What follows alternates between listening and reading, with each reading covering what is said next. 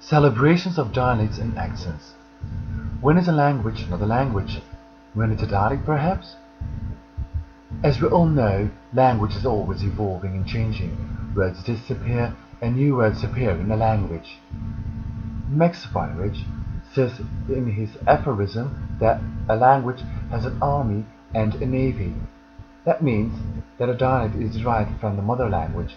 In other words, every region has established its own official language, but they are all just dialects of the same language. As in English, we also have a lot of dialects and accents within the English language, such as Standard American English and Standard Australian English. Let's agree that a dialect is a variant of a language, usually regional. In Britain, we have got a lot of them. We have Cockney, Geordie, Scotch, and of course the accents on the English Isles.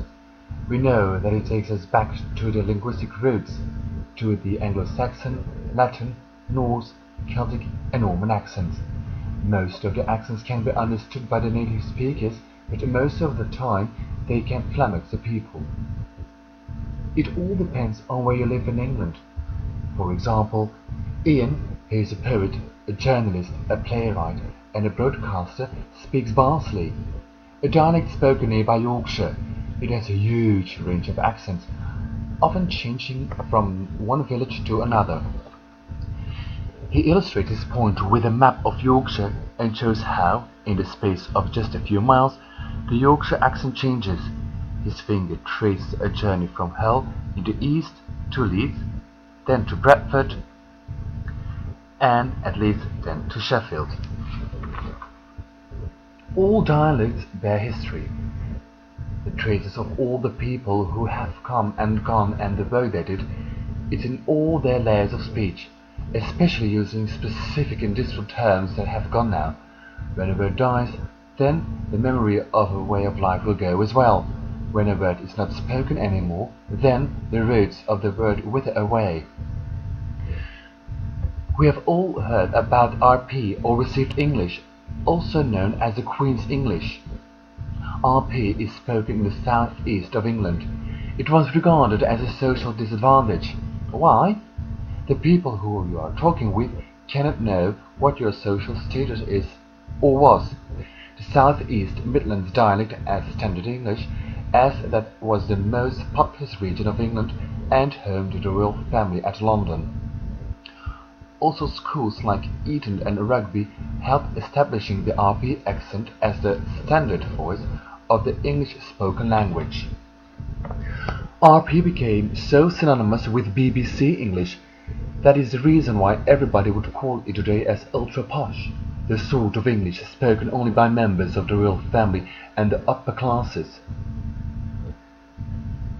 The big difference between the upper classes and the non-upper classes is their choice of words.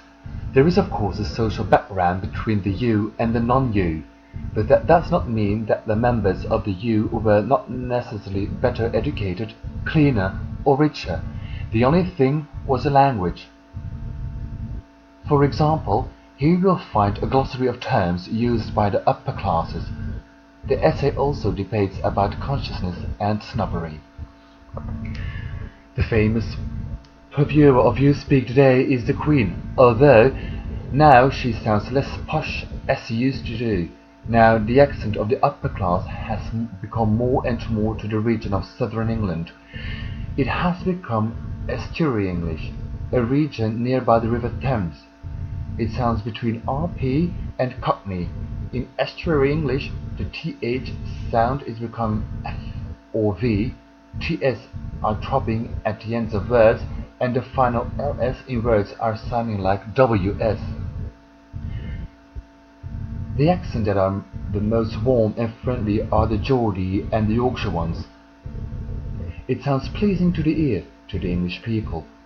The Scottish accent is the most trustworthy. If you cannot see the face of the person you are talking to, the voice is the first thing you hear. We feel it's an expression of their character, their cultural belongings. But RP is still the accent of choice when people want to speak someone in authority, just because we feel more comfortable with that.